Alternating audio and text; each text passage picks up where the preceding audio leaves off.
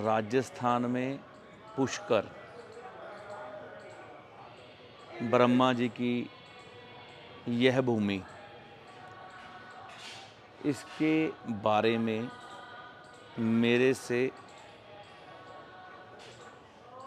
पुष्कर तीर्थ, महातीर्थ पुष्कर, तीर्थराज पुष्कर, तीर्थों का तीर्थ, महातीर्थ पुष्कर, इस तीर्थ के बारे में और ख़ास तौर पर सरोवर जो सामने है मेरे, ब्रह्म स्वरूप के रूप में, उनके बारे में कुछ भी व्याख्या करने की मेरी हैसियत नहीं है। इसके बारे में आपको पंडित जी ने बहुत अच्छे से समझा दिया है। जो इस बद्री घाट के पुरोहित हैं,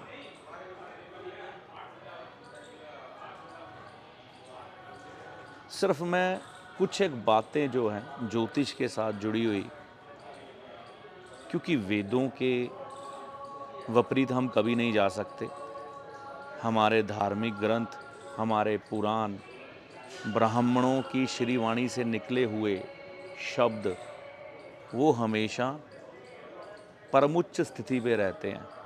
मतलब उससे बढ़कर कुछ भी नहीं है, ना ही कभी हो सकता है, ना ही कभी था। हमेशा उसी पे अपना अटूट विश्वास रखिए। जितना विश्वास प्रबल होगा, जितनी श्रद्धा प्रबल होगी, उतना ही तीर्थ का पुण्य फल मिलेगा। लेकिन ज्योतिषी होने के नाते बड़ी सरल भाषा में कुछ एक बातें कहना चाहता हूँ आपको, क्योंकि आप इस चैनल से जुड़े हैं। तो ब्रह्मा जी के दर्शन करने का अवसर मुझे प्राप्त हुआ। यहाँ पर एक विवाह समारोह में मैं आया था, मेरी मासी जी के बेटे का शादी था, तो उनका भी मैं आभारी हूँ, जिनकी वजह से मुझे इस तीर्थ का पुण्य फल मिला। शायद ना मिल पाता इसके अलावा। तो 3 दिन यहाँ पर रुकना था, तो मैंने कोशिश की ब्रह्मा जी के आशीर्वाद से, रोज़ स्नान किया, अपने पुत्र को भी करवाया और ब्रह्मा जी का आशीर्वाद लिया।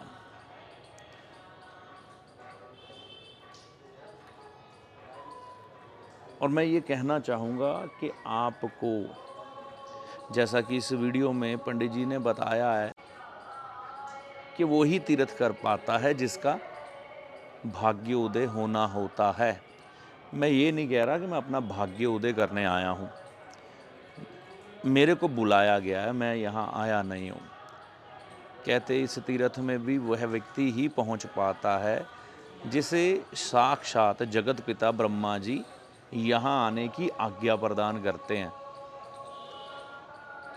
नहीं तो महातीर्थों में आप जा ही नहीं पाते। ऐसे बहुत से तीर्थ भारत में हैं जहाँ मेरे चरण यानी कि केतु मुझे आज तक ले जा ही नहीं सका। तो पहले मैं उस ईश्वर का धन्यवाद करता हूँ, क्योंकि ब्रह्म सरोवर ही ब्रह्म स्वरूप है। ये आप देख सकते हैं, आपके सामने है। तो इनके दर्शन करिए, इन्हें नमन करिए, जिनकी वजह से आज मैं इनके आगे बैठा हूँ। और मेरी कोई भी हस्ती नहीं है कि मैं इनके सामने बैठकर आपको ज्ञान दूँ, कि इन्होंने तो सारी दुनिया को ज्ञान दिया है, सारे विश्व को, सारे ब्रह्मांड को ज्ञान दिया है, सृष्टि की रचना की है। तो मैं इनके सामने बैठकर तुच्छ सा प्राणी क्या ज्ञान बांटूंगा किसी को। बस इतना कह सकता हूँ कि अगर आप अपनी किस्मत के सताए हुए हैं, भाग्य आपका साथ नहीं देता, तो कुछ एक बातें बता रहा हूँ, वो अपना लेना। ब्रह्मा जी के सानिध्य में मैं ऐसा सोच रहा हूँ कि ब्रह्मा जी ही शायद वह वचन मेरी वाणी से निकलवा रहे हों। एक तो अपने बुज़ुर्गों की इज़्ज़त करनी शुरू करें। देखिए, ब्रह्मा जी ने सृष्टि बनाई, सृष्टि बनाने के बाद सौंप दी जीव जंतुओं को, मनुष्यों को, देवताओं को, और अपनी पूजा नहीं करवाई उन्होंने। अप अपनी पूजा नहीं करवाई उन्होंने। राम राम जी। तो इसी तरह से हमारे घर के बुजुर्ग भी होते हैं, अपनी सारी ज़िंदगी लगाकर मकान हो, दुकान हो, धन हो, गहना हो, इकट्ठा करते हैं और उसका इस्तेमाल खुद ना करते हुए आपको सौंप के चले जाते हैं दुनिया से। और बदले में आपसे क्या मांगते? कुछ भी नहीं मांगते, सिर्फ प्रेम मांगते हैं कि बस उनका हालचाल पूछ लो आप। अब कई लोग नेगेटिव कमेंट करने वाले भी होंगे, दुर्भाग्यशाली, जिनको ऐसे बुज़ुर्ग मिले हैं जो उनको लगता है कि उनका लहू पी रहे हैं, उनको तंग कर रहे हैं। उनको अपने अंदर झांकना चाहिए कि वह क्या है। अगर हम एक बीज रूपी माने ना इंसान, मनुष्य को, तो ईश्वर हमारे बीज की क्वालिटी देखकर कई बार हमें गटर के किनारे, कई बार किसी सुंदर बाग में, या कई बार किसी राजा के महल में पैदा करता है। कर्म देख के। शुद्धि तो मनुष्य का सबसे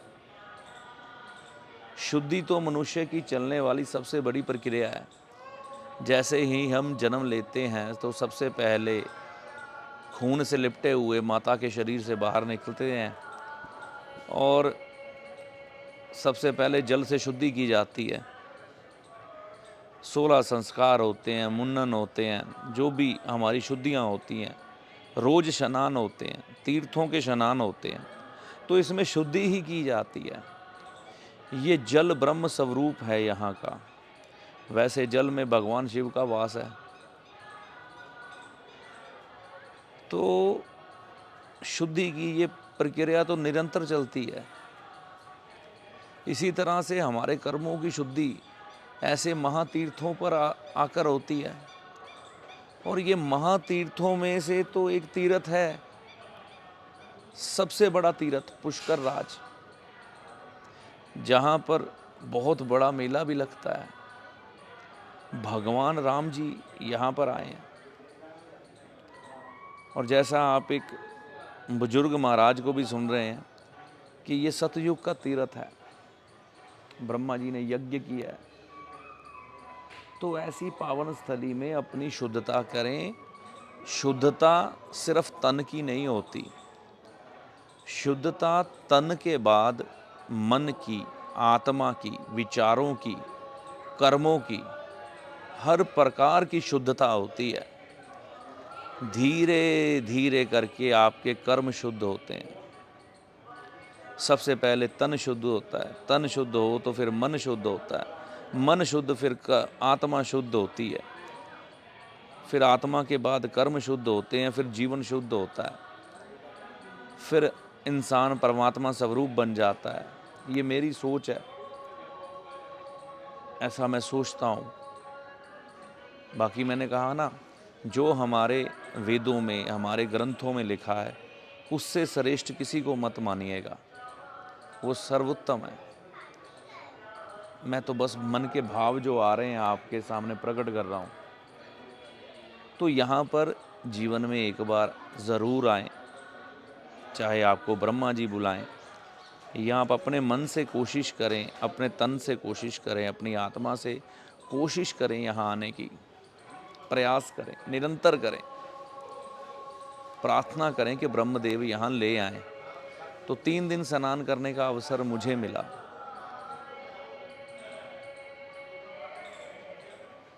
तो तन मन की बहुत शुद्धि महसूस कर रहा हूँ। दोषों और विकारों से मैं भी भरा पड़ा हूँ।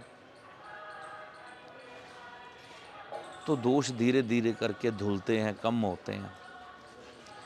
और जब भी यहाँ आएँ कोई दिन कोई मुहूर्त ना देखें, क्योंकि ये ईश्वर का आपको संदेश होता है। आपको एक तरह से आज्ञा भेजी होती है उन्होंने कि आइए। तो यहाँ पर आने के मुहूर्त नहीं निकलवाए जाते, जब बुला लिया तब पहुँच जाएं। जैसा कि आप देख रहे हैं, मैंने सिर्फ यहाँ पर एक ही चीज़ ब्रह्मा जी को अर्पण की, क्योंकि पूजा सरोवर की होती है। तो सरोवर की पूजा अर्चना करने के बाद, जैसे ये हमारे बद्री घाट के पंडित जी हैं, इन्होंने इतनी बार मुझे दर्शन दिए, सुबह जहाँ मैं निकलूँ वहाँ प्रकट हो जाते हैं। तो मेरे को तो यही लगा ये ब्रह्म स्वरूप ही है। यहाँ बैठा हर एक व्यक्ति मुझे ब्रह्म स्वरूप लग रहा है।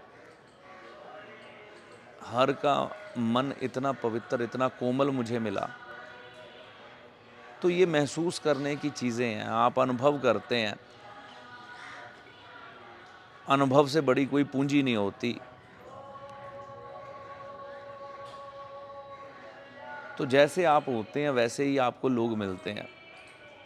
आप आज ही कसाई बनने की सोच लो, आपको कसाई मिलने लग पड़ेंगे। वो आपको वैसा ही ज्ञान देना शुरू कर देंगे। तो ये सृष्टि बड़ी बड़ी उलझनों से भरी हुई है। इसके नियम समझने में कई जीवन कम पड़ जाते हैं, लेकिन जो समझ जाता है वो सृष्टि और ब्रह्मांड का मालिक बन जाता है। वे सारी सृष्टि उसकी है, जो चाहे प्राप्त कर ले, लेकिन उसके बाद इच्छा ही नहीं रहती कुछ प्राप्त करने की। क्या प्राप्त करना है जब आप सारी सृष्टि की हो गए और सारी सृष्टि आपकी मदद कर रही है? क्या चाहिए आपको? कामनाओं को प्राप्त करना तो ये एक तुच्छ प्राणी की जो ज़रूरत है वो है। जब आप इससे ऊपर उठ जाते हैं तो सारी सृष्टि आपके लिए काम करती है। आप कुछ सोचो, आपके लिए प्रकट हो जाता है। ये नहीं कि आप सोचें कि प्रकट देवताओं वाले तरीके से होता है, बस अपने आप साधन रास्ते बनते चले जाते हैं। शुद्धि करें पवित्र सरोवरों में, पवित्र कुंडों में, पवित्र जो हमारे भारत के दरिया हैं, चाहे वो प्रयागराज है, अब कुंभ आने वाला है, माँ गंगा जी हैं, माँ यमुना जी हैं, और भी बहुत सी पवित्र नदियाँ जिनके नाम अभी मेरी जीभा पर नहीं आ रहे। वहाँ पर जाइए, स्नान करिए, शुद्धि करिए। शुद्धि करने से ही आप अपने परमार्थ को पा पाएंगे और शुद्ध होकर अपनी कामनाओं को पूरा कर सकेंगे। और कामनाओं को पूरा करने के बाद फिर मुक्ति की तरफ बढ़ पाएंगे, क्योंकि जितनी देर तक कामनाएं हैं तब तक शुद्धि नहीं है। मैं बस यही कहना चाहता था कि आप जब भी पुष्कर जी में आएँ तो 3 केले, जैसा कि आप देख पा रहे होंगे, भगवान ब्रह्मा जी को अर्पण ज़रूर करें। उनके मंदिर में पूजा नहीं की जाती, पूजा सरोवर की होती है। तो ये किसी ब्राह्मण के सानिध्य में पूजा कराने के उपरांत केले वहाँ पे अर्पण करें भगवान ब्रह्मा जी के चरणों में। काला सफ़ेद कंबल अर्पण कर सकते हैं भगवान ब्रह्मा जी को। चने की दाल अर्पण कर सकते हैं, सोना अर्पण कर सकते हैं। और यही कहूँगा, किसी तीर्थ पुरोहित के सानिध्य में ही आपको यह तीर्थ करना चाहिए। ब्रह्मा जी के दर्शन करने के लिए आए हैं तो ब्राह्मण का आशीर्वाद लेके जाएं, उत्तम रहता है, श्रेष्ठ रहता है।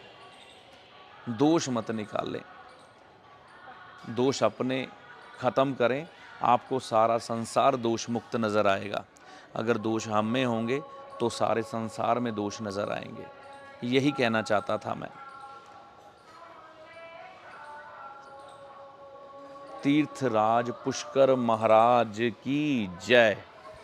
हर हर महादेव। जय श्री राम।